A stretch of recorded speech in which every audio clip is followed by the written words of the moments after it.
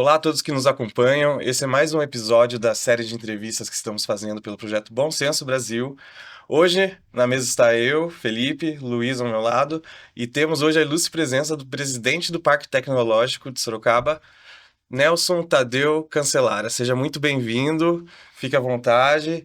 E de início de conversa, vamos ver como que você chegou à presidência do Parque Tecnológico. Acho que tem uma explicação aí até do surgimento dele, né? Sim, se não, bom, primeiro, obrigado pelo convite, é um prazer.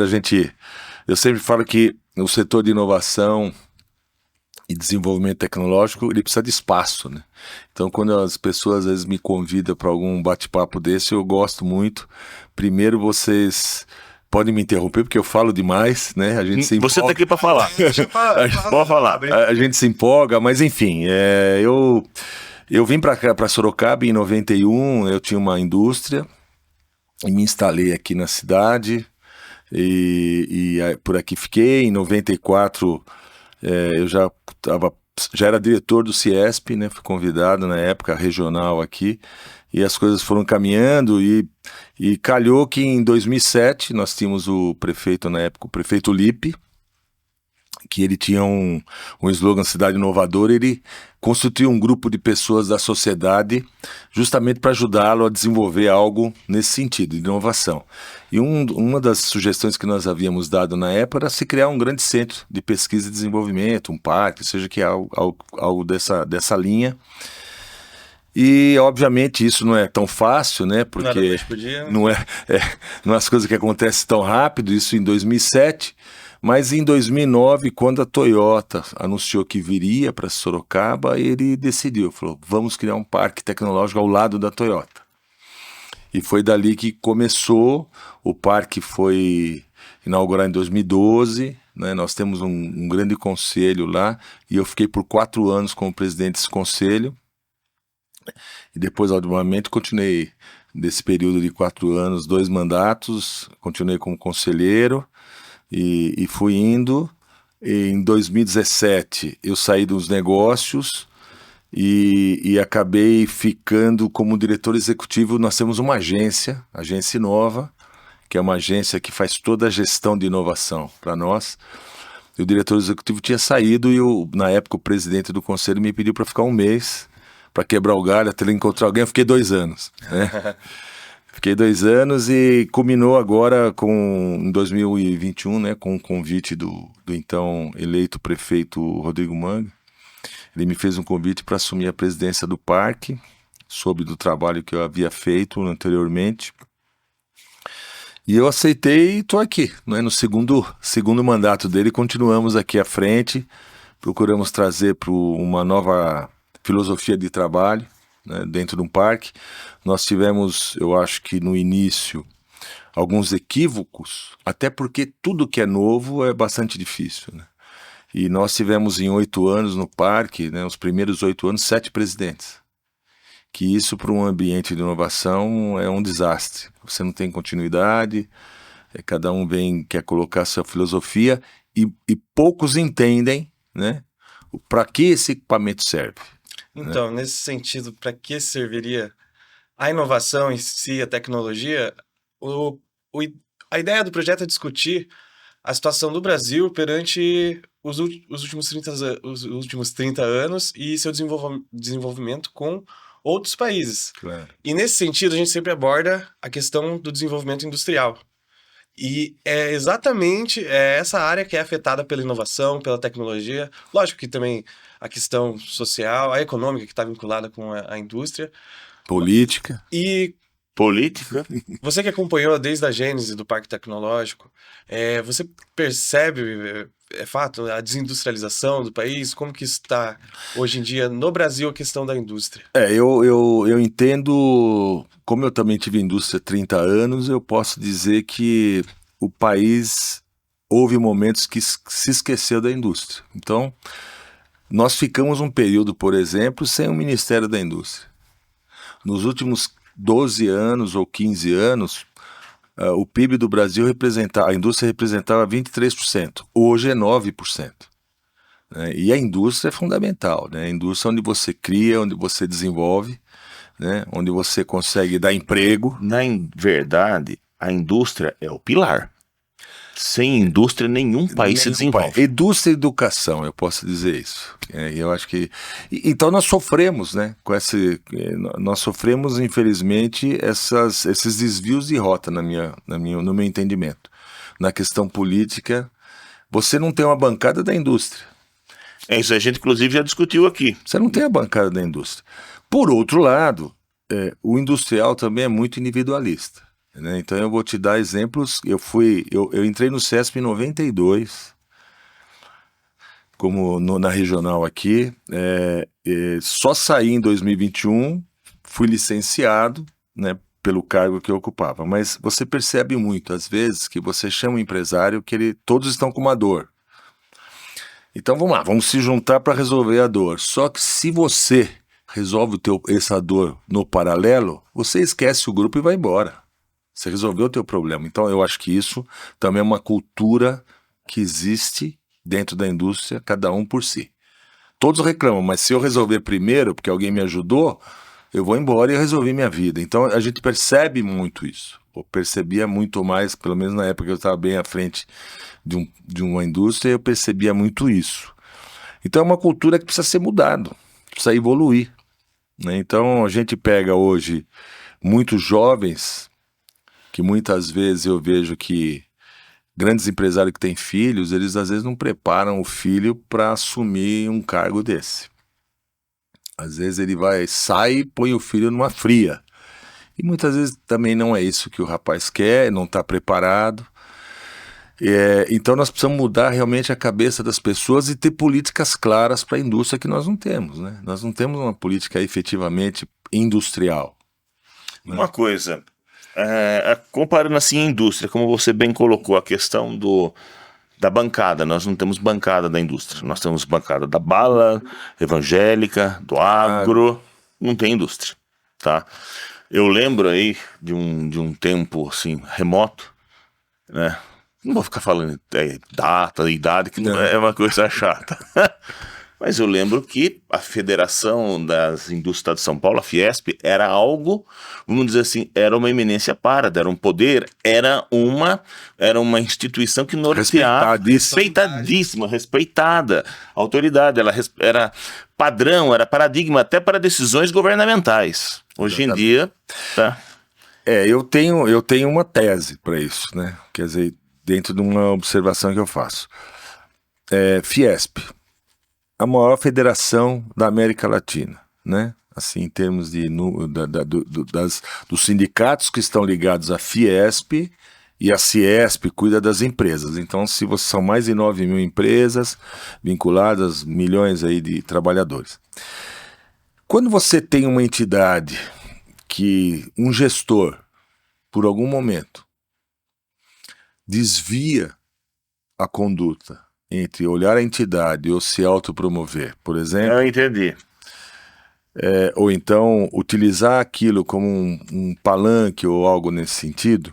Um trampolim para uma questão política. Algo. Descredibiliza, né? Isso pode te dar problema, porque você acaba criando compromissos com outras linhas de atuação que não é exatamente só a indústria. Eu acho que isso foi um problema que a Fiesp teve. Nós tivemos na época que nós tivemos alguns presidentes que depois atuaram, ou diretores da Fiesp que foram vice-presidentes, né? E tem alguns que eram presidentes e foram candidatos a governador, a senador, sim, e alguns assim. Eu acho que essa mistura acabou atrapalhando um pouco, né? Porque você perde o foco da entidade. É um foco, para pensar, um foco nacional, de interesse nacional. E aí o que aconteceu? Começou também um outro movimento de desindustrialização, né? Então, eu vou dar um exemplo meu. Eu fazia um produto que, se eu comprasse da China, vamos debater isso. Era 13% abaixo do meu custo, cara. Então é óbvio, porque você quer ter lucro, né? Os sócios querem ter lucro. Então é melhor eu parar de fabricar e eu vou trazer da China. Né? Então isso foi uma ação que também o governo não se não se atentou a isso. Não é nem proteger, é você dar condições, né, de competitividade. de competitividade. De produção mais E barata. você não, aí você tem muito imposto, você tem, né, você tem uma série de fatores que acaba desestimulando você em produzir. Para que é que eu vou produzir se eu consigo trazer da China, por exemplo, 13% ou 15% mais barato com o meu custo, não é nem o meu preço de venda, é meu custo. Às vezes até com mais facilidade. Vinha na minha embalagem, paletizada, eu só chegava, punha na prateleira e vendia. Para que eu ia rodar 2 turnos? Eu rodava um turno só. Entendeu? Então são políticas. Eu acho que nós não temos políticas industriais. Nós temos política para o agro, nós temos política para várias coisas. Nós não temos política industrial, nós não temos. Uma situação que a gente fala, né? Alguns comentam essa questão do governo, participação ou não do governo, se coloca muito de liberalismo. Não, você tem que as indústrias ou o mercado econômico ele tem que trabalhar por si próprio, tal. Ser aberto, né? Ser aberto, tá. Sem Assim, regulamentação. vamos colocar o agro. O agro, a política nacional para o agro, o governo investe de forma extrema. Você conhece a Embrapa? Sim. Se eu perguntar para qualquer pessoa, para os nossos, qual é a Embrapa da indústria? Exatamente. Nós não temos política para a indústria. Né? Então, por quê? Talvez nós não temos uma bancada da indústria. Que a bancada, o parlamento que define essas coisas. Então, óbvio, lá atrás, quando foi criado a Embrapa, hoje nós temos vários exemplos, né? Temos a Embrapa, temos a FAPESP aqui em São Paulo, né? Temos outras instituições aí que são excelentes. Mas você pega uma Embrapa, eu acho que é a criadora de tecnologia. É a melhor do mundo. Exatamente. Põe muita gente no bolso. Hoje o nosso agro é extremamente tecnológico, né? Nós temos aí... Nós temos aí safras, 3, que muitos países que é 3 por ano, né? Então isso por quê? Por causa de uma Embrapa, né? Ali foi pesquisado, foi colocado recursos, se reteu conhecimento, que isso é um grande problema nosso, né? Reter conhecimento. Muita gente... Reter potencial intelectual Potencial intelectual, ter bons profissionais dentro dessa área. Então o setor agro viu muito isso. E por isso que nós somos hoje uma potência mundial. Aí atende, acho que 10% da população mundial é atendida pelo que a gente produz aqui no Brasil. É uma referência em tecnologia e inovação Tem também. cada coisa que você fala, pô, eu que estou nesse meio de tecnologia, mas você vê algumas coisas no agro, você fala, caramba, o Brasil tem isso, entende? É um negócio espetacular mesmo. Se colocou a China. Vamos conversar sobre a China e também pensando nessa questão de política de governo, tá? Quando se fala assim, olha, o produto chinês vem mais barato, tá? É porque lá ele é subsidiado. É subsidiado. Tanto que, se você pergunta, a gente vê, por exemplo, o pessoal, vamos fazer um sacolão, vamos para Miami fazer compra. Ninguém vai fazer compra na China. Vai os industriais fazer compras em grande escala. Grande volume. Tá? Mas o mercado chinês para o mercado interno é que nem em Paraguai. Lá você vai no Paraguai, o brasileiro paga mais barato que o paraguaio. Lá na China é quase a mesma coisa. Então, não estou criticando a China, ela está fazendo a parte dela. Mas o Brasil tem que aprender. Então, assim, eu tive a oportunidade de já estar na China por 3 vezes. 2002, acho que 2008 e 2023. São momentos que se você vai no mesmo local que eu fui em 2002, você nem reconhece. Porque existe uma grande política de desenvolvimento na China e continuidade. Então nós temos aqui nós temos parceria com 3 cidades irmãs que nós chamamos na China, uma na Coreia e uma em Israel. E uma coisa que me chamou muito a atenção, a última vez que eu estive, em 2023, tudo lá é superlativo, é tudo vezes 10 que a gente tem aqui, tudo. Não é uma coisa ou outra, é tudo. Só que tem um negócio lá extremamente legal. Continuidade do planejamento. Então, ali é feito um planejamento de 20 anos. Pode entrar quem quiser ali no lugar do outro que não muda. Aqui nós temos um problema a cada 4 anos. Muda o governo. E muda tudo. Muda tudo. Então isso dá uma grande vantagem para eles. Eu acho que nesse aspecto. Eles têm. Eu tenho até sempre uma história, assim, se vocês me permitem, que eu achei muito interessante, que nós somos uma cidade Wuxi. Wuxi é 11 milhões de habitantes, a 7ª cidade mais moderna, 7ª cidade da China, a 4ª mais moderna. E nós fomos lá, visitamos e fomos um dia, fomos recebidos pelo prefeito. Por quê?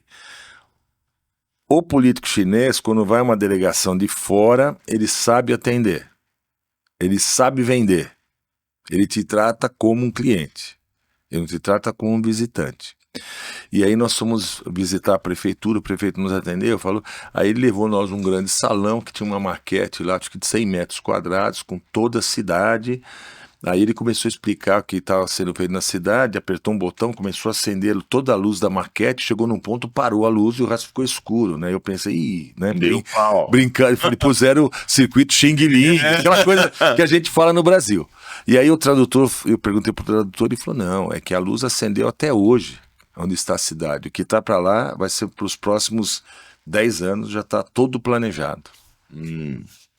Então isso você ganha muito, né? Porque você se desenvolve, porque não tem mudança.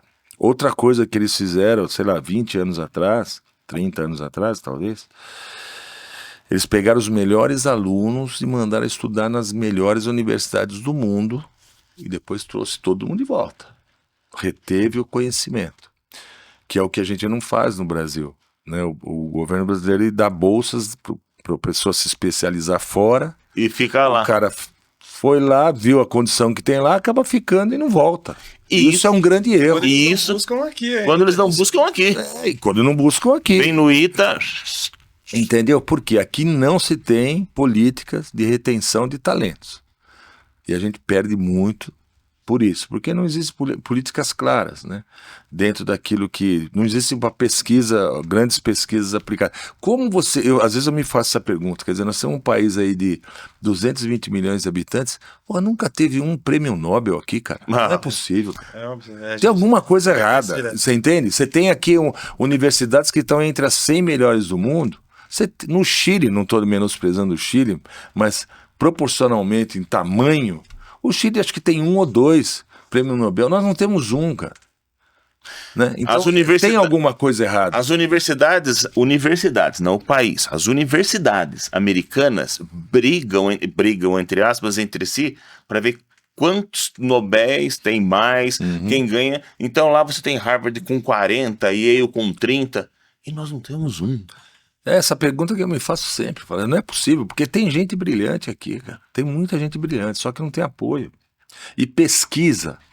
Pesquisa é um negócio, o Brasil é um país que as pessoas pensam muito imediato, né? Que é tudo para ontem. Infelizmente. E pesquisa é uma questão, primeiro, leva tempo e pode dar certo e pode não dar certo. Tem o risco. Então, existe o risco.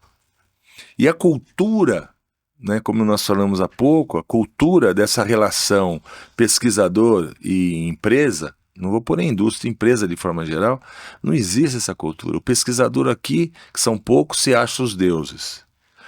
E o cara que tem empresa, ele não quer mostrar a coisa dele porque ele acha que o cara vai roubar a ideia dele. Quer dizer, você entendeu? Isso é uma questão extremamente cultural. É um perde-perde.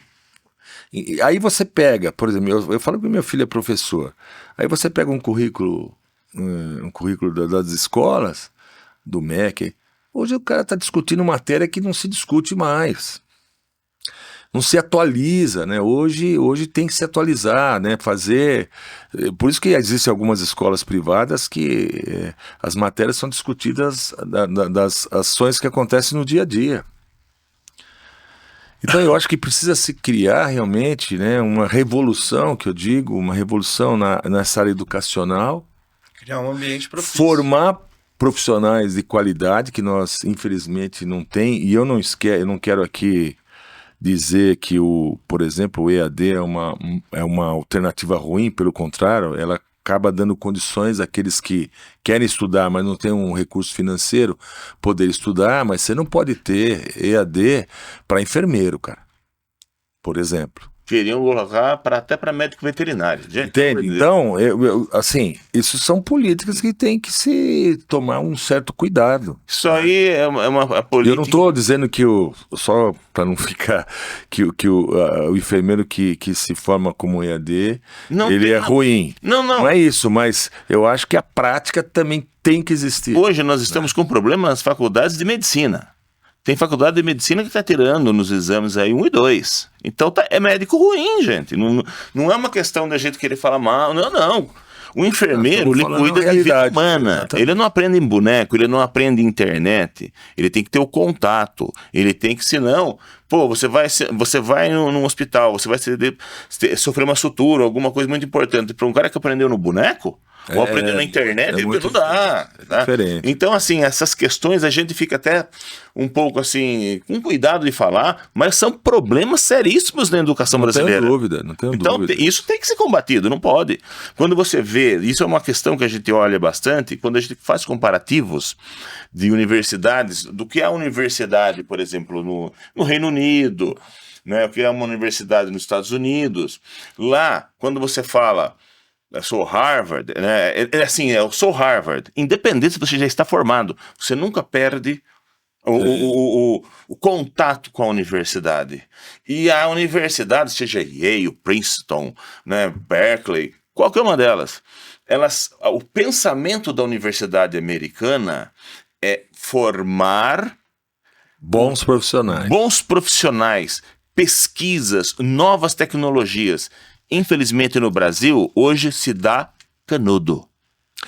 Infelizmente é isso. É que, assim, a gente não pode negar também que muitos, né, daqueles que estão numa universidade, ele precisa do canudo, porque ele precisa trabalhar, porque ele tem uma família para sustentar.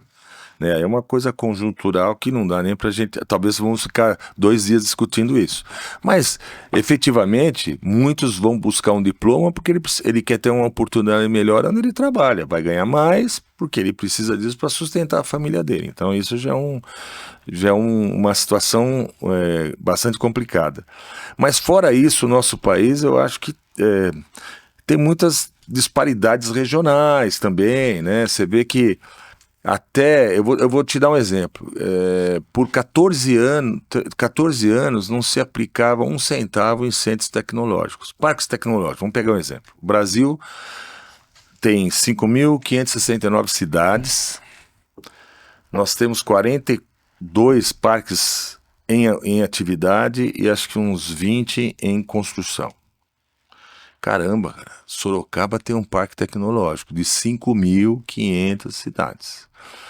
Só que o que acontece? Por 13 ou 14 anos não foi destinado 1 centavo para que esses parques pudessem se desenvolver. E aí a questão de 2022 foi destinado... Eu vou falar um exemplo que aconteceu conosco. Foi destinado 180 milhões pela FINEP para parques tecnológicos, infraestrutura de parques. E nós escrevemos um baita projeto que nós tínhamos certeza que nós íamos levar. Valor máximo, 15 milhões. 30% dos 180 milhões foi destinado para o Norte e Nordeste. Muitos criticaram. Eu achei muito bom, cara. Porque antes você só viu o desenvolvimento Sul e Sudeste, Sul e Sudeste, Sul e Sudeste. E você tem que... Você tem que abrir isso. Sim. E não tem jeito. Até aí tudo bem. Você precisa de dinheiro para inovação, ponto. Ninguém vai lá porque ama. Precisa. Então isso foi muito bom. Mas só que o que aconteceu? Foram apresentados, se não me falha a memória, 68 projetos, 32 foram classificados como... foram contemplados, só que só 9 levou. Acabou o dinheiro. Os 9 primeiros, tirando os 30% que foi para o Nordeste, os 9 primeiros levaram todo o resto do dinheiro. E nós ficamos em 12º, eu acho. Pô, cara, aquilo ali eu vou te falar. É um balde de água fria. É um balde. né? Mas aí o que aconteceu? Nós também acabamos. Aí nós começamos a escutar que a FINEP ia fazer um outro chamamento. Eu falei, caramba, se fizer outro chamamento, o cara de São José dos Campos que sempre ganha, o cara de Tecnopuc que sempre ganha, vai entrar e não vai ganhar. E aí nós tivemos a grande sorte de o Alckmin vir visitar o parque. E aí eu falei com ele uns 7 minutos. E disse a ele essa questão, eu falei, olha, falei para ele rapidamente, eu ouvi falar que o governo vai fazer um outro chamamento, mas por que não pega esse dinheiro, ao invés de fazer esse chamamento, e destina para os projetos que foram aprovados, mas acabou o dinheiro, que são bons projetos. Sim, foram aprovados. Não, vamos ver isso e tal. Aí eu dei uns documentos para ele, já deu para o secretário dele lá, eu falei, já dancei, eu pensei comigo. Porque, na verdade, foi no governo dele que foi construído o parque. Sim. Eu até falei, olha, o senhor ajudou a nascer, agora você precisa ajudar a criar ele, né? Brinquei com ele, ele deu risada.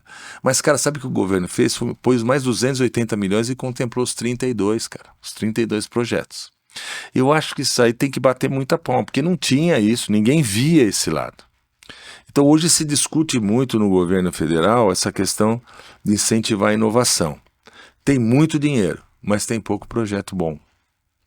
Por outro lado, eu acho que ainda as pessoas que fazem análise dos projetos, os profissionais que ali estão, eu não sei se eles precisariam se reciclar, mas talvez sair de lá e dar uma viagem pelo Brasil para conhecer a realidade.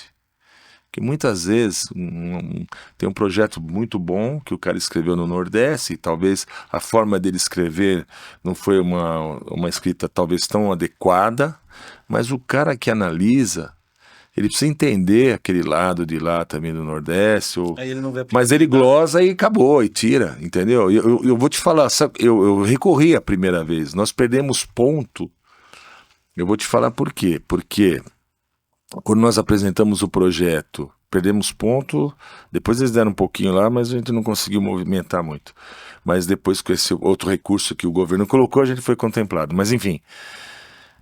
Olha, porque você faz uma apresentação... Quais seriam os critérios? Você faz uma apresentação por escrito e nós tínhamos que ter... Nota máxima era 5. Nós temos 4,38. Ficamos em 13º, ninguém teve nota 5. Um teve 4,80, acho que foi 4,84 a nota máxima. E nós ficamos 4,38, né, ali. Mas, por exemplo, quando nós entregamos o projeto, 3 meses antes... No nosso site constava que nós tínhamos 23 empresas. Depois de 3 meses, quando esses projetos são pré-aprovados, você tem uma entrevista por vídeo com os 10 caras lá que ficam te fazendo perguntas. Só um cara que fez 3 perguntas. E uma das perguntas ele falou assim para mim, quantas empresas vocês têm? Eu falei, 27. Isso foi um caso. E a outra foi, quantas empresas vocês têm na área externa do parque? Eu falei, olha, ainda nenhuma, mas estamos já conversando para trazer algumas empresas. Então eles nos deram menos ponto, porque em 10 anos o parque não tinha nenhuma empresa na área externa, e porque no site estava 23 e eu falei 27. Mas é por quê? Porque quando nós entregamos, tudo bem, nós não fizemos alteração, mas o cara me tirou ponto por isso. Em contrapartida, nós íamos fazer na época o projeto, e ainda estamos já em construção, 5 laboratórios, mais 25 salas, né, para colocar startups ou empresas e tal. Mas teve projeto que ganhou 15 milhões, 70% do valor era para fazer uma portaria nova. Não é... Você entendeu o critério? Você entendeu o critério? O critério. É isso que não que eles não sejam competentes, que eles sempre nos projetos que eles entraram, eles ganharam. Mas não tem muito critério. Então, às vezes, os caras lá... O objetivo dessa verba não é esse. Não era esse também, cara. Mas assim... Mas eu acho que tem que ter uma certa... Mas assim, era infraestrutura. Era infraestrutura, mas a gente especificou. Mas uma infraestrutura, laboratório e portaria... Entendeu? É isso que eu questionei até. Eu falei na época até com o ministro de Ciência, Tecnologia e Inovação. Ele falou, você quer que eu fale você como ministro ou como colega, né? Que é um cara que ajudou muito nós aí. Paulo Alvim, por sinal. Era qual governo? Governo Bolsonaro. Bolsonaro. E aí ele falou, olha, como amigo do Nelson, realmente você tem razão. Agora, como ministro, eu não posso falar muito porque quando se fala que é uma verba para infraestrutura e o analisador, a pessoa que analisou, viu portaria e achou que faz parte da infraestrutura, aí não tem muito o que se questionar. Mas eu acho um erro, né? Você não contemplar uma entidade que está se propondo a criar e desenvolver 5 laboratórios em detrimento de outro que vai fazer uma portaria gastar dos 15 milhões, 70% Que na realidade, quando você fala em investimento de um fundo como o FINEP, como o FAPESP, CNPq, você não subentende, tem que entender que é para investimento tecnologia gerando recursos de desenvolvimento. O objetivo dele. O objetivo então, é a área fim. Eu acho que esse valor, se você tem aí uma situação do farinha pouca, né? Primeiro meu pirão, mas o pirão primeiro tem que ser tecnologia, tá?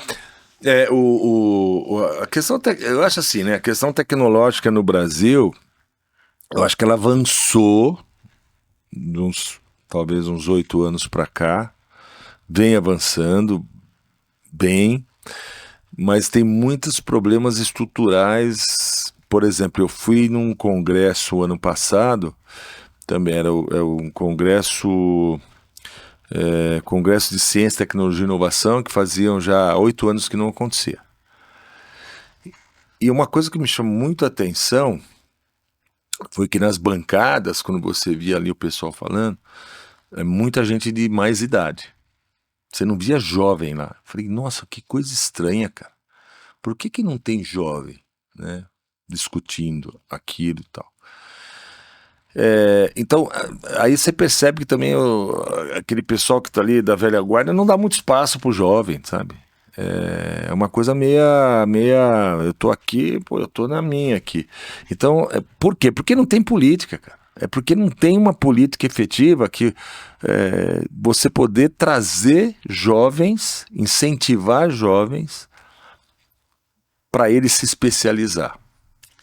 Que existia muitos anos atrás, tem caras muito bons aí no meio acadêmico, mas que hoje eu acho que ele deveria dar espaço para pessoas jovens, para você ter uma reciclagem. Então isso nós temos uma dificuldade bastante grande. Eu não sei hoje se o jovem também não se vê atrativo porque ele vai estudar muito e vai ganhar muito pouco. E aí aqueles que querem fazer vão embora. Você pega um exemplo bem prático aqui que nós tivemos, se você me permitir, eu vou falar. A Embraer nos procurou. Nós temos aqui o maior polo de manutenção mecânica de aeronaves executivas do mundo. O maior, da América Latina é o primeiro e o segundo do mundo. A Embraer nos procurou. Qual o problema deles? Mecânico de avião. Cada 4, um se aposenta, e o outro, 1 ou 2, vem a American Airlines, Delta Airlines, que lá paga $15 mil e aqui o cara paga R$15 mil. Leva os caras embora. E o cara vai. Pô, é óbvio. Aí eles vieram nos pedir para formação, para ajudá-los a formar mecânico de manutenção. Tá bom, então vamos lá, vamos tentar. E aí nós fizemos algumas visitas na UFSCar em São Carlos, que lá tem o Instituto Federal que tem esse curso, e fomos lá para tentar ver de que forma a gente podia viabilizar, criar um curso no parque e tal, para essa finalidade. Aí nós íamos ter a teoria no parque e a Toyota e a Embraer ia disponibilizar um equipamento para aula prática. Cara, foi muito difícil. Se você imaginar a universidade pública como é burocrática, foi extremamente difícil. Nós acabamos, junto com o vereador Ítalo, eu descobri que em Guarujá, uma ETEC, uma escola técnica do governo do estado, tinha esse curso, parou com esse curso e tinha lá umas 3 aeronaves lá paradas. Bom, nós conseguimos levar isso para o Centro Paula Souza. O Centro Paula Souza catou. Esse ano começou um curso na nossa FATEC aqui de manutenção de aeronaves. Cara, mas isso foi tão difícil. Tinha hora que você fala, putz, cansei.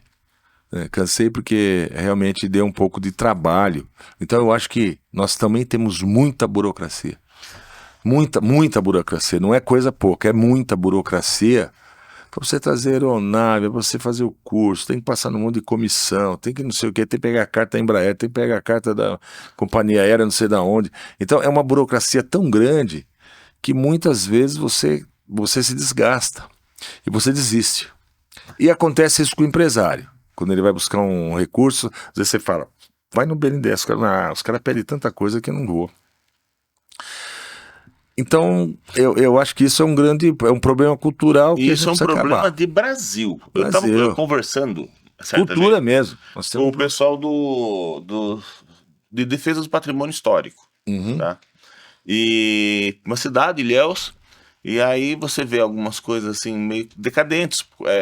E lá é uma cidade histórica, né? Faz parte da história do cacau.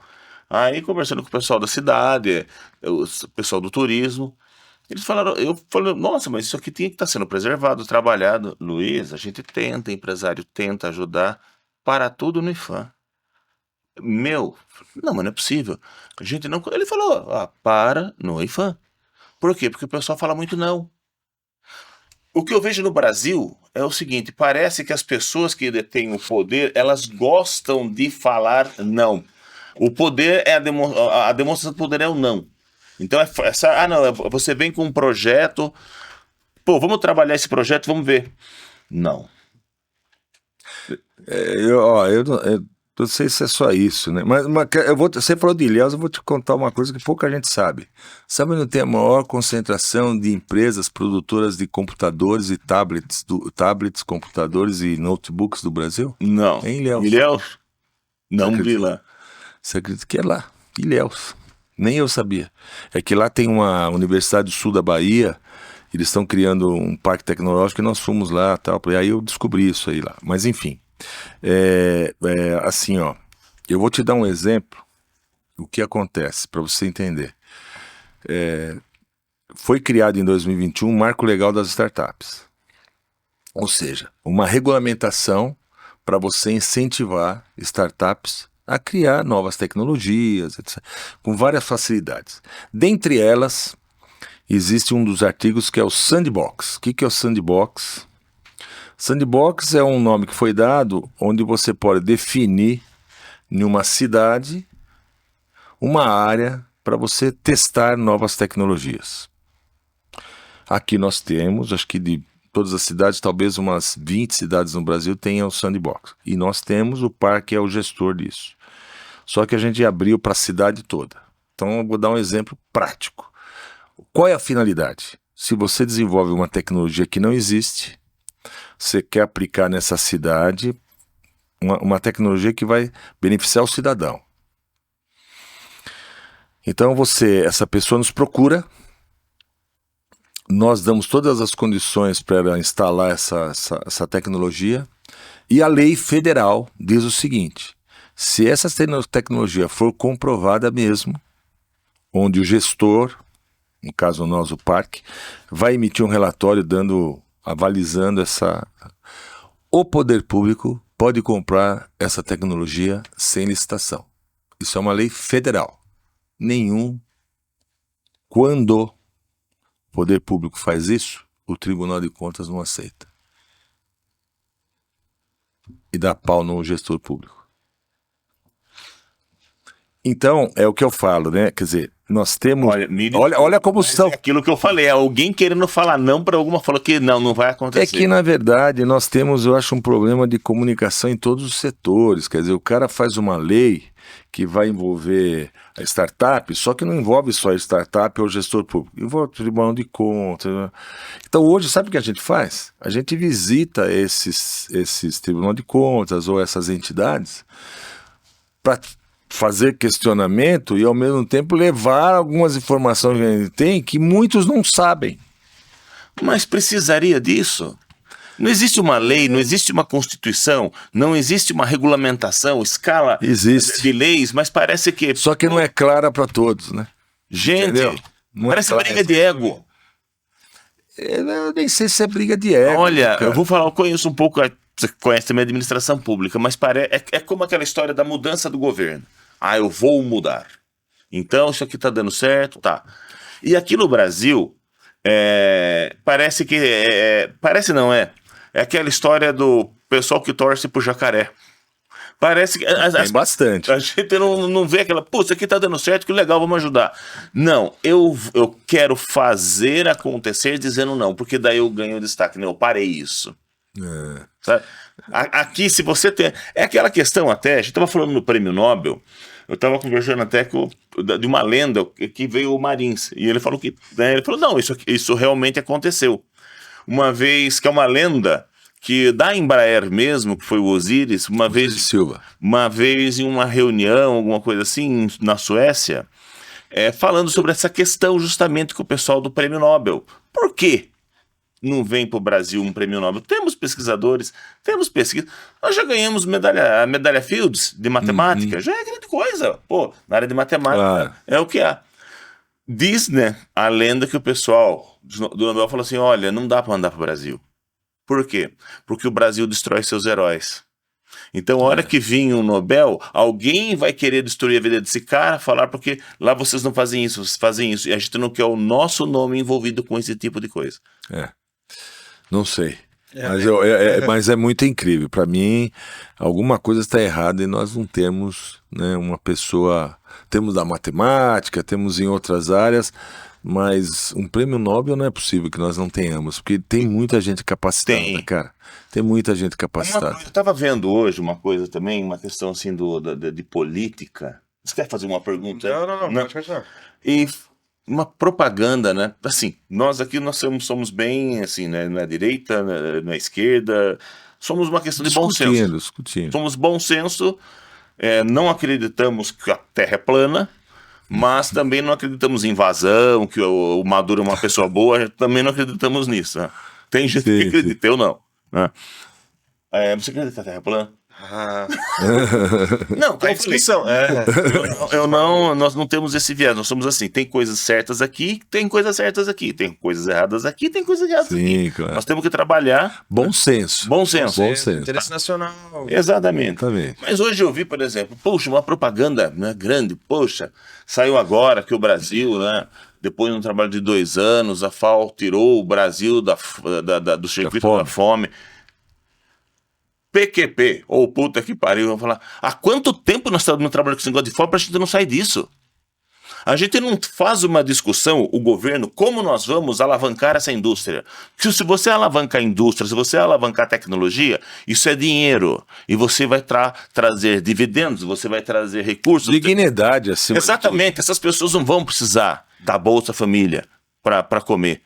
Mas parece que é aquela história, a política do vira-lata. Vamos começar a fazer aqui, ó. Nós estamos aqui dando uma picanha pro cara comer. Não é isso, gente. A gente tem que começar a pensar que nem gente grande. Como a China. A China começou a pensar como gente grande. Mas aí assim, nós temos um aprendizado que tem que ser muito grande, né? E isso, às vezes, mudanças requer vontade, né? Às vezes sofrimento, né? Precisa ter um pouco. E aqui eu entendo que, às vezes, as vontades individuais prevalecem sobre a vontade do coletivo. Infelizmente. Né? E isso não é o problema de um governo só, não. É de uma problema de cultura de Brasil. É uma cultura. E isso a gente só consegue com evolução. As pessoas tendo mais cultura, né, boas escolas, né, a pessoa ter trabalho, né, tudo isso você vai conseguindo melhorar o nível das pessoas. E a gente, infelizmente, a gente sofre muitas vezes porque nem todos pensam dessa forma, né, pensam muito mais individualmente. Quando se você entra na questão política, eu não gosto de entrar muito, mas você vê muitos políticos que estão preocupados com si, né, próprio. Nós temos aqui um projeto com a prefeitura, uma ideia que foi até do próprio prefeito, só para você ver como é. Está a Secretaria de Desenvolvimento, a Secretaria do Trabalho e nós. Nós fazemos lá no Parque Mutirão do Emprego, toda a última terça-feira do mês. Hoje nós estamos num nível aqui em Sorocaba bastante interessante. Nós temos mais vagas do que candidatos. E aí tem uma questão que está muito interessante isso e uma coisa que a gente vive discutindo, como mudar essa coisa. Nós tivemos agora 60 empresas oferecendo 2.300 vagas e estiveram no parque acho que 1.200 pessoas. Estiveram visitando lá para... Por que nós criamos isso? Porque a pessoa num único lugar, num dia único, ela consegue, teoricamente, entregar currículo em 60 empresas. A chance dela está concentrada.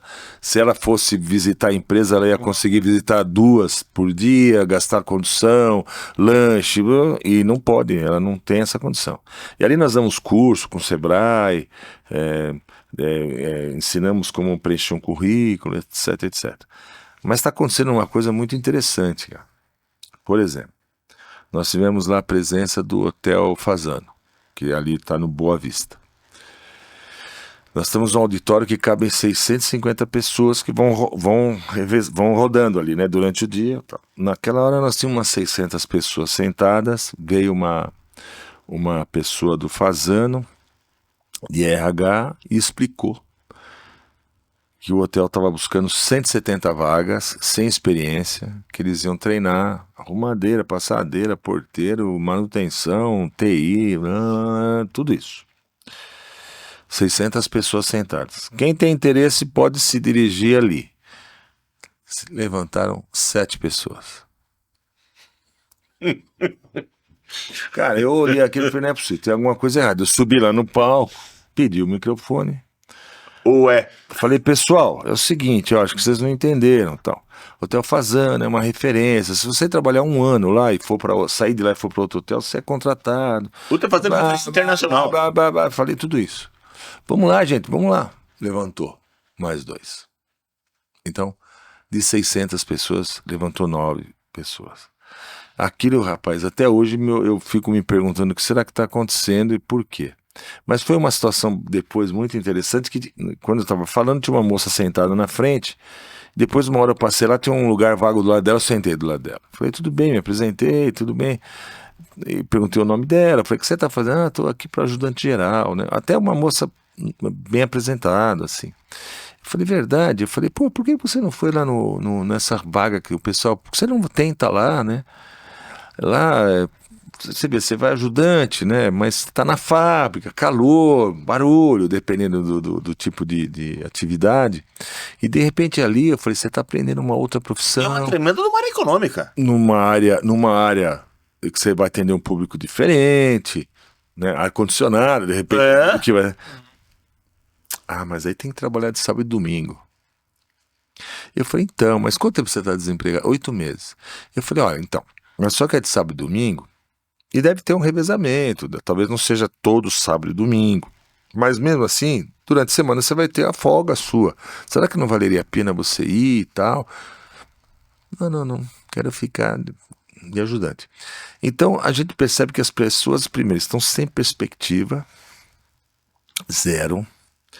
A gente fala, e eu falo sempre isso, toda vez, vocês têm que se capacitar. Nós temos a Unitem, nós temos aqui o Sebrae, nós temos aqui o Senai, nós temos aqui outras entidades que dão cursos gratuitos. Aproveitam, vocês aumentam o leque de capacidade, leque de conhecimento, que você pode ter outras alternativas, concorrência diminui, tudo isso você fala, cara. Mas a mobilização não acontece. Eu acho interessante... A gente discute... Por que será? Você vê pessoas, por exemplo, que fazem aí essa transposição de países ilegais, de forma ilegal. Muitos brasileiros. Né? Vamos nos Estados Unidos, estão sendo deportados, inclusive. Tem muitas pessoas que saem daqui de forma legal, também para o Japão, né, para fazer. Não, eu vou trabalhar lá, que lá eu vou ganhar, tá. Japão você trabalha de domingo a domingo. Estados Unidos, para você trabalhar lá, não tem metade do direito trabalhista que tem no Brasil. Você trabalha sábado e domingo também, e lá e assim caminha a humanidade. Agora, gozado, para trabalhar no Brasil, o pessoal não quer. Eu não sei o que é. Então, hoje, se a pessoa mora na Zona Norte e arruma lá um emprego na Zona Sul, que ele tem que pegar dois ônibus, um até o terminal e do terminal outro, ele não quer ir mais, cara. Que difícil. Então, nós que estamos ali naquele meio, às vezes eu me pergunto, cara, o que será que está acontecendo, né? Por que será que as pessoas estão escolhendo? Daí um fala, não, é por causa do tigrinho, que os caras jogam lá um pouco, ganham um pouco, faz bico. Cara, o governo do estado mesmo, ele tem um projeto chamado Trampolim, se eu não me engano, que ele dá capacitação e ajuda a arrumar emprego. Eles estavam com acho que 180 mil vagas, só 25 mil pessoas se inscreveram, cara. Por isso, agora eu vou falar uma opinião minha. Sabe aquelas coisas que o jornal fala, não, essa opinião é do apresentador, não é a apresentação de todos, não é a opinião de Responsabilidade. a responsabilidade é minha. Mas eu acho que no Brasil, o grande problema aí é governo, de ficar fazendo uma política, não, nós temos que taxar porque nós temos que fazer divisão. Não, a gente tem que fazer o pessoal trabalhar. Porque não é justo. Condições, né, de trabalho, né? Dá condições de trabalho. E tem trabalho. Como você mostrou, existem. As pessoas não querem. É mais cômodo falar que está ruim e precisa de uma bolsa. É mais cômodo, é mais fácil para o governo. São políticas, né? Sabe? São políticas. Talvez sejam políticas muitas vezes equivocadas, né? Mas você não pode ter um país do tamanho do nosso, né? Uma parte de alguns estados que você tem 65% da pessoa ligado à bolsa e os outros 35% que trabalham, né? Não dá certo. Não tem sentido. Tem sentido, né? Isso uma hora, um determinado momento, isso não vai fechar conta. Já tá difícil. E aí vem aquele, não, precisamos tirar mais de quem uma classe melhor. Pô, mas aquele cara trabalha. O empresário trabalha. É difícil. Agora, eu acho que o nosso país vai melhorar quando se focarem na educação. Eu acho que você dando educação, dando conhecimento, isso move montanhas mesmo, cara. Assim, ó, é um negócio surpreendente. Nós fazemos um trabalho com jovens, né? E você percebe ali, por exemplo, domingo agora, ônibus, né, laboratório. nós temos um ônibus chamado PTS na escola, que a gente tinha um ônibus parando na FATEC, a gente pediu, a gente adaptou esse ônibus, e aí nós, juntamente com o SESI nos ajuda, nós levamos para as escolas públicas esses ônibus, dentro de uma programação que a Secretaria de Educação nos passa. E nós levamos conhecimento de robótica, lógica, eletrônica para crianças do Fundamental 1 e Fundamental 2. Cara, é um negócio surpreendente você ver a capacidade que as crianças têm de assimilar um ensinamento que ela viu a primeira vez. E depois elas vão até o parque, daí a gente monta o programinha que ela fez lá, pro circuitinho pro robô fazer, a gente monta o robô e ela leva para casa. A gente sabe que talvez de 1.000 crianças, talvez 5, né, vai enveredar por esse caminho. Mas é um começo, cara. É um começo. Né? E agora o que a gente está pretendendo fazer é capacitar o professor também. Porque não adianta eu levar um ônibus que fique lá 3 semanas numa escola e se o professor não estiver preparado para instigar essa criança a continuar gostando daquela situação de inovação ou algo nesse sentido, robótica. Você falou a questão das 1.000 crianças, você tem 5. Eu mostro uma diferença aí de política de países desenvolvidos. Uhum. Essa porcentagem é a mesma que eu vou colocar como uma porcentagem do ser humano. Uhum. Tá? Você vai ter 1.000 pessoas ali, crianças que você vai trabalhar esses 5, e esses 5 vão se viver para aquilo, e 3 pode ser até gênios. Sim, não tenho dúvida. Tá? O que acontece de diferente no Brasil? Você tem aqui um trabalho que vocês fazem aqui no Parque Tecnológico. Uhum.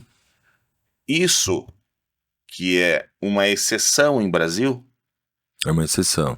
é regra em países desenvolvidos. Sim, não tenho dúvida. Aí lá não se fala em 1.000, se fala em 1 milhão. A porcentagem é a mesma. Mas nós vamos pegar 50 mil. Aí eles formam 50 mil giros. Aí tem 400 prêmios Nobel. São políticas, né? São políticas. São políticas. É assim, se o Brasil não acordar, né? Os políticos não acordarem que tem que existir uma política para isso, né? Para isso. Nós criamos com a CEMOB, uma Secretaria de Mobilidade, uma mini cidade do trânsito, né? Que às vezes o pessoal fala, Sorocabana não dirige muito bem, aquela conversa toda. Nós criamos, então as crianças do fundamental, lá tem carrinho elétrico, é uma cidade, assim, com casinha, com semáforo, com faixa de trânsito, com radar, tudo isso. Guarda, né? Tal. E a criança vai para lá, ela tem vão 40 crianças cada vez que vai. 20 vai para um ambiente que tem um trabalho lúdico para explicar o que é aquilo, depois reveza, né? Daí o pessoal que estava no trânsito lá na prática vai para o lúdico e o do lúdico vai para o trânsito. Cara, dá muito certo, velho.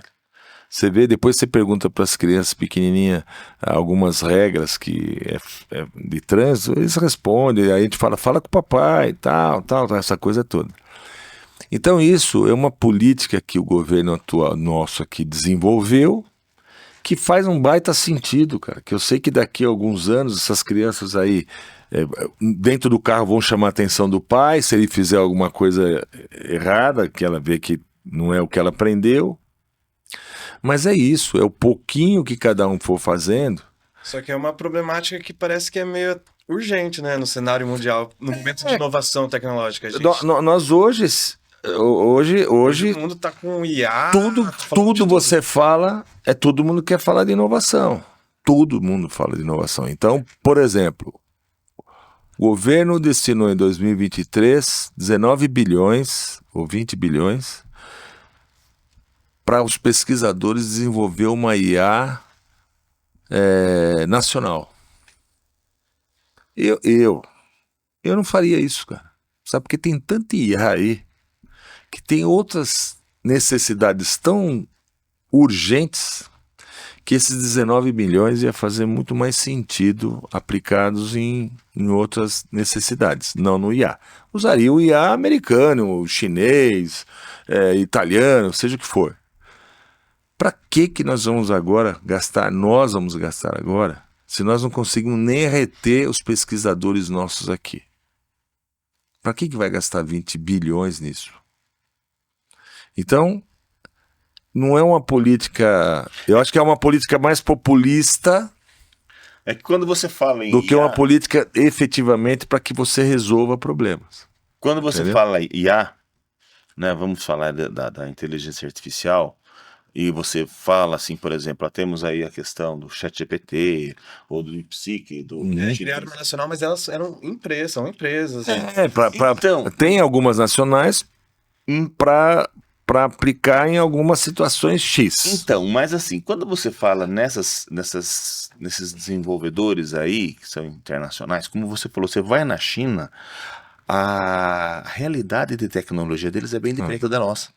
Então, eu entendi o que você falou. Vamos colocar assim numa situação para todos entenderem. Vamos construir uma casa, nós precisamos primeiro ter o alicerce. Não adianta vir com azulejo, você nem parede você tem. Eu acredito muito nisso, tem que trabalhar na base, cara. Você tem que construir isso. Até para ter condição de aplicar essa tecnologia. E isso demanda tempo, não tem jeito. Só que quanto mais tempo demorar para se aplicar, estamos perdendo tempo lá na frente. E hoje nós estamos ficando, vamos colocar assim, uma coisa que a gente sempre coloca, quando faz comparativo Brasil e China.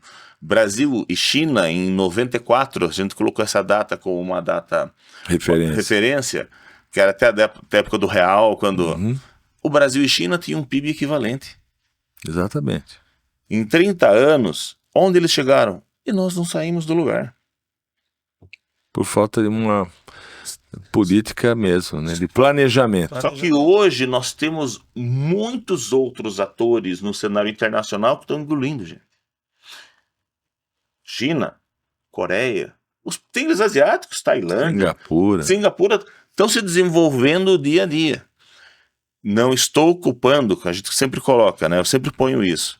Não estou dizendo que o agronegócio, o pessoal diz, não é o agro é ruim. Não, o agro segura o Brasil muito, tá? Dependemos muito do agro. Mas não é Mas, só o agro, né? mas você não pode nunca, pior, esquecer, não podia nem ser esquecer, né?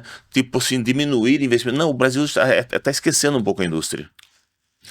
Nenhum país desses desenvolvidos é o que é hoje se não fosse a indústria. Não tem, porque a indústria, como eu falei da construção, a indústria é a base. A indústria é a produção. O Brasil coloca muito, quando você faz a questão do PIB no Brasil, você faz análise de PIB, você coloca muito a questão de serviços, né? Aí entra comércio, o comércio na conta nacional. Tá, você tem, não, crescemos um pouco o comércio, mas o que é esse crescimento de comércio? Produto chinês? Que pode ser. E pode ser. Então isso não tem um valor agregado para o país. Não tem uma produção. Você está crescendo ali um comércio, mas de produto chinês. A base está indo para lá. Olha, eu tenho um amigo, você vê que são políticas de governo. Então na China hoje eles fazem de tudo para o chinês sair da pobreza. Realmente, eles incentivam muito o cara ganhar dinheiro. E eu tenho um amigo que há uns 15 anos atrás, ele tem uma empresa de braçadeiras automotivas. E a GM foi convidada para abrir uma fábrica na China, a China entrou de sócio, lá o governo chinês, e convidaram alguns fornecedores, ele foi. Ponto. E aí, na época da pandemia, ele estava lá. Em fevereiro ele estava lá. Ele tinha unidade aqui e estava com uma fábrica lá. Ele estava lá. E aí ele ficou, no hotel ele ficou 4 meses fechado. Ele e a fábrica ficou fechado. Sabe o que o governo fez? Suspendeu todos os impostos. Não precisou ninguém ficar lá, Fiesp de lá, ficar pedindo. O governo suspendeu todos os impostos por 1 ano. E depois deu prazo, não sei de quanto, para pagar. E abaixou, era de 17, baixou para 13. Isso é uma política industrial. Você está preservando para aquele cara não morrer. Então esse é um exemplo que aí você fala, pô, mas lá os caras são comunistas, cara. Se você vai lá, você vê BMW, você vê tudo que você quiser. Eu até você falo, entendeu? acho que o maior país capitalista do mundo hoje é a China. Os caras são capitalistas, não são burros. A verdade é essa. Agora, tem o controle da terra, tá tudo certo. Eu falava pro biointérprete lá, ele morou aqui há alguns anos, então era fácil, ele entendia aqui, logicamente entendia lá. Não fale praça. Não, ele fala assim, aqui eu não falo, eu só não vou falar mal do governo, tá tudo certo, eu vivo aqui muito bem. Não tem o Google, mas tem o Google deles lá, não tem o WhatsApp deles, mas tem o chat dele lá, a mesma coisa. Acabou, cara. Então, assim, o grande negócio no Brasil, eu acho que está muito focado na falta de planejamento para tudo. Tudo você tem falta de planejamento. Tudo. Agora, por quê? Porque tem uma questão cultural, tem vícios, tem maus políticos, tem maus empresários, tem aproveitadores, tem uma série de coisas que isso eu sempre entendo que é uma evolução, já foi tempos piores, agora está melhor. Eu tenho certeza que para os anos futuros vão vir outros caras com outras cabeças, que esse pessoal da velha guarda vai saindo e vai mudando leis. Eu acho que tudo isso vai acontecer. Mas só que nós temos uma velocidade muito lenta, né, para as coisas acontecerem aqui no Brasil. Que pode acontecer, mas nós como sociedade temos que dar um empurrão também. Eu acho que isso que a gente está fazendo aqui é uma discussão, colocando ideias na mesa, tudo, é válido. Tem que ser feito isso, né? Mais vezes em outros lugares, né? As pessoas têm que, sem desrespeitar ninguém, mas colocar suas opiniões, né? E colocar realidade. Nós não estamos falando se o Lula é bom ou se o Bolsonaro é bom, ou se o Bolsonaro é ruim, o Lula também é ruim. Isso é o meu modo de pensar. Eu acho que a gente tem que pensar no melhor, porque você tem filhos, você vai ter netos, hoje eu tenho netos, e a gente quer o melhor mesmo. Eu que estou na vida pública, vamos dizer assim, que é uma grande escola, né? Eu lembro que Quando eu cheguei lá, eu estava uns 4 meses, eu falei, nossa, que mudança, que isso aqui é um negócio maluco.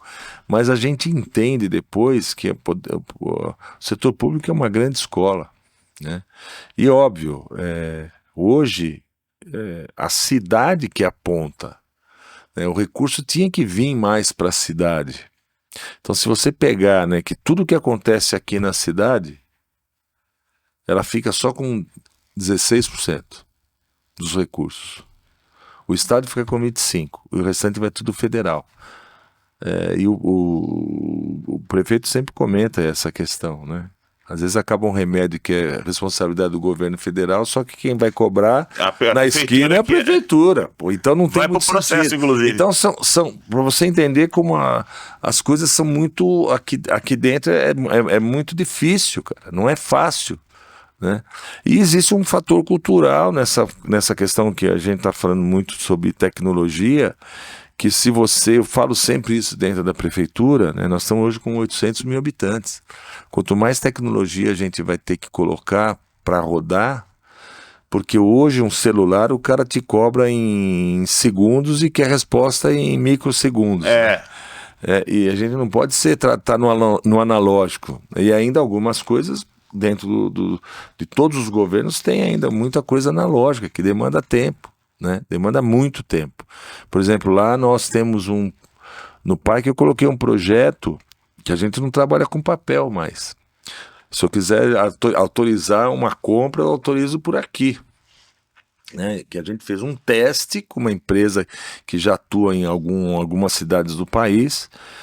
Cara, é uma velocidade que dá de resposta muito grande, a economia.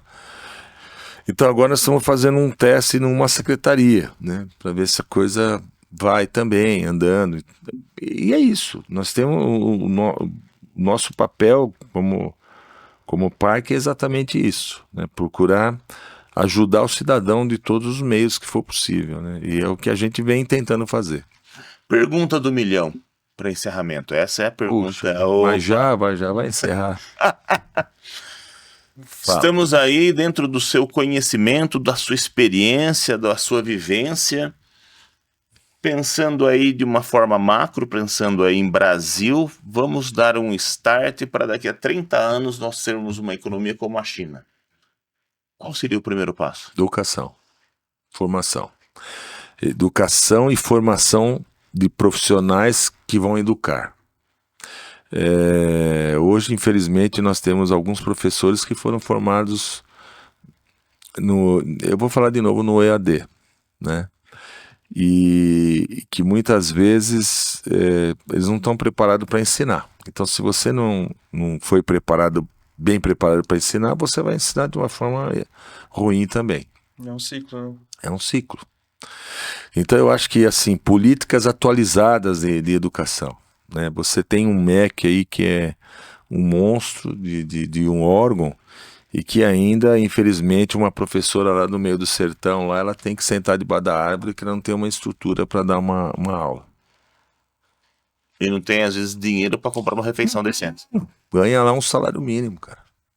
Então, o país é um país continental, né, que a gente sempre fala, mas não existe políticas claras e definidas. Como que uma pessoa que tem o dom de ensinar não tem um salário digno, cara? Não tem sentido, né? Então, na minha visão, eu acho que se criasse uma grande revolução educacional, Rever as bases educacionais. eu acho que isso ia fazer todo sentido, né? E realmente o país ia crescer muito com isso. E aí engloba várias coisas, você reter uns talentos, não deixar o cara embora, vem cá, não, você vai ficar aqui. Ou se o cara for fazer um curso de especialização, alguma coisa, um doutorado lá fora, você tem que, eu vou te pagar, mas você vai voltar porque você vai trabalhar ali que você vai ganhar tão bem quanto um cara que tá lá fora. Eu acho que tudo isso, né? Agora, só que isso é uma política a longo prazo.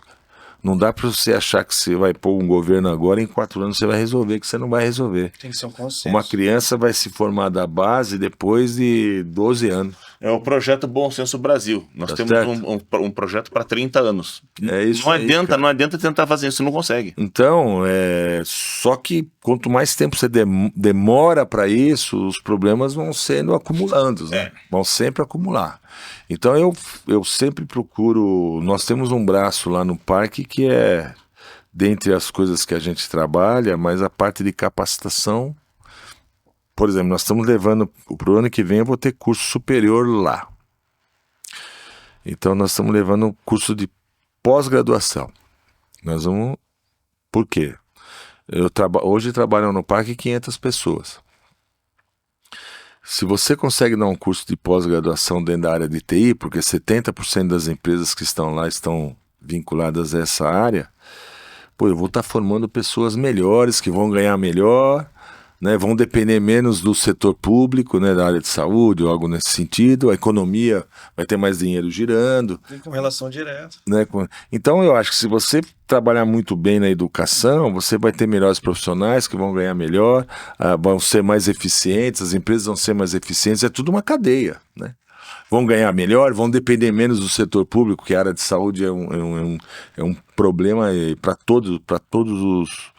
todos os municípios, e aqui ainda maior, porque nós estamos numa cidade que tem uma infraestrutura bem maior do que a região metropolitana, então muitas cidades sai mais barato comprar van e micro-ônibus e trazer o doente para cá do que...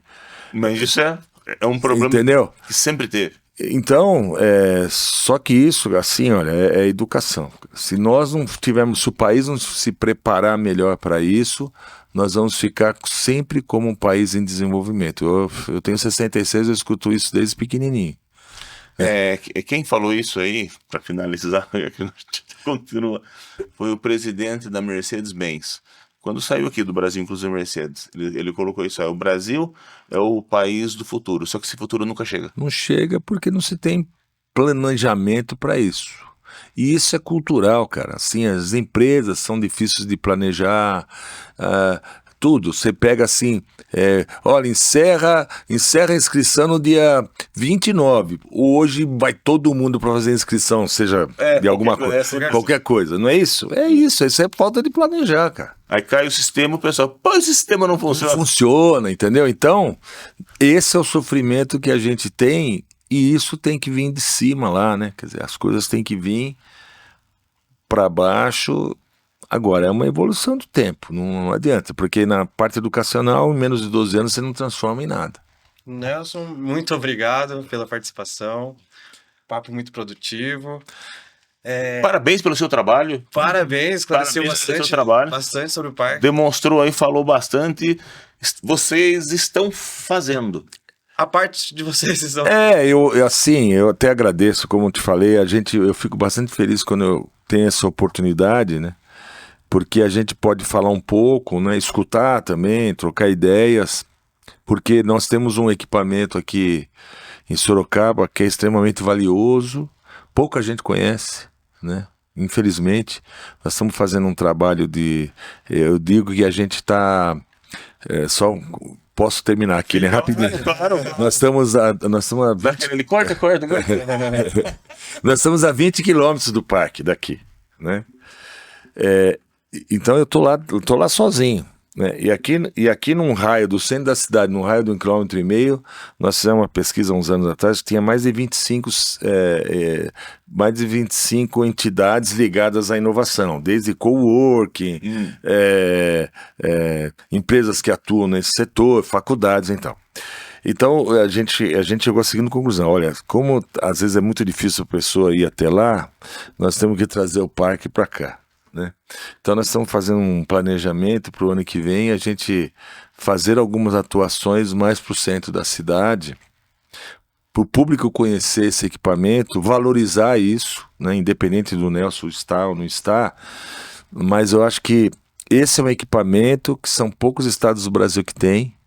Hoje eu posso garantir para você que nós estamos entre os 3 melhores parques do Brasil, porque nós temos lá uma equipe que entendeu a filosofia, o governo, o prefeito nos ajuda muito, né, a Câmara Municipal, tudo, eles nos ajudam muito, entenderam a importância que tem esse equipamento para a cidade. A gente sabe que mudança demanda tempo, mas a gente está mudando, já mudou muito, cara, já mudou muito. A gente tem muita coisa que foi desenvolvida lá, que está em operação, né, dentro da cidade, que às vezes as pessoas não notam. Vocês podem, por exemplo, reparar agora que estão instalando a muralha eletrônica. Vários lugares têm câmeras. Isso aí foi um projeto que a gente começou lá em 2022, acho que foi, ou 23. Fizemos testes. Foi colocado recentemente até um poste ali no centro pela Associação Comercial de Monitoramento. Foi uma empresa que levou para lá e a gente testou lá. Quer dizer, é um equipamento que pode contribuir muito, né, com a cidade. A gente hoje, pra você ter uma ideia, esse ano nós recebemos 52 prefeituras visitando o parque, do Brasil inteiro, porque é um modelo público que vem dando certo, né? E a gente fica feliz por isso, né? Mas a equipe lá ajuda bastante. Eu falo mais, quem trabalha é a turma lá. Obrigado, Nelson. Eu que agradeço vocês, parabéns aqui pela iniciativa, né? A gente... É importante isso, né? A gente vir poder falar e a gente vê que aqui tem muito bom senso. Obrigado.